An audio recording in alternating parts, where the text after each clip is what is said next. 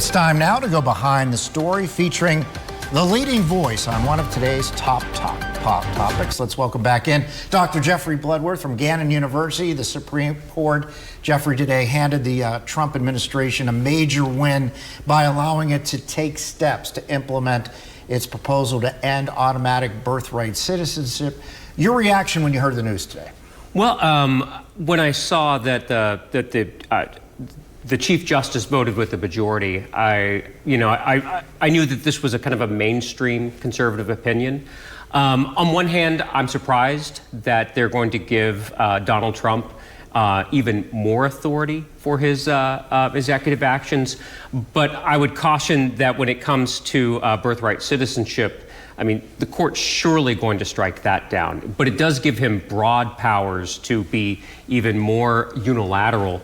And so we're going to see a lot of action. Does it surprise you at all, Doctor, that President Trump is sort of taking a victory lap today, saying this is a big win for his administration?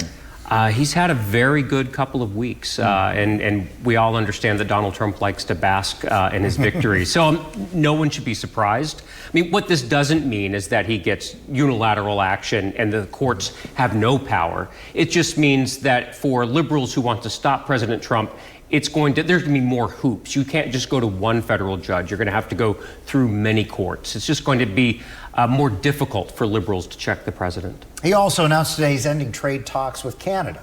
What does this mean come Monday? Well, we'll see on Monday, because on Tuesday that could change. Right. Look, I think this is bargaining. This is negotiation for President Trump.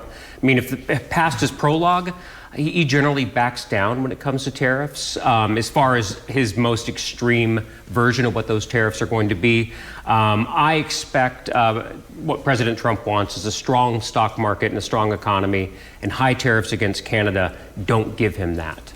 Isn't it sort of the art of the deal, though, for President Trump? I mean, he goes here, and then everyone, including the media, goes with him as well, and then he comes back here, and actually what he really wanted was right here. Yeah, I think that's what President Trump is. That's what's in his mind and in the defenders of President Trump. This is what we've seen in tariffs, and I think you're right. Is that what President Trump's most kind of extreme rhetoric is not what the policy reality becomes. Right. And so he's done with Canada today. I don't know. Let's check back on Tuesday. I don't think we're done with Canada. You know, we're going to have you look in your 2028 crystal ball real quick. Vice President J.D. Vance, by a significant margin, the most popular potential 2028 presidential Republican candidate. That, according to a new study by Emerson College. What do you think about that? Doesn't that show just how much President Trump kind of owns the Republican Party now? I mean, J.D. Vance is the heir apparent. And so I'm not surprised. I mean, look, traditionally, one would think that the vice president would be the heir apparent. But I just think it tells you that this is very kind of typical, but even more so because this is Donald Trump's Republican Party, and J.D. Vance will almost surely be the Republican nominee, barring some unforeseen events that make Donald Trump enormously unpopular with the Republican Party, which one has a hard time imagining. On the Democratic side of things, Doctor, who are they looking at in 2028 right now? I mean, we talked about it the other day that right now congressional Democrats have a very low approval rating with the American people. Where does the party sort of go from here? Well, Gary Hart rightly said Washington is always the last to know. And my crystal ball tells me that Democrats are really angry at every Democrat in D.C. because they didn't say what they knew to be true about President Biden.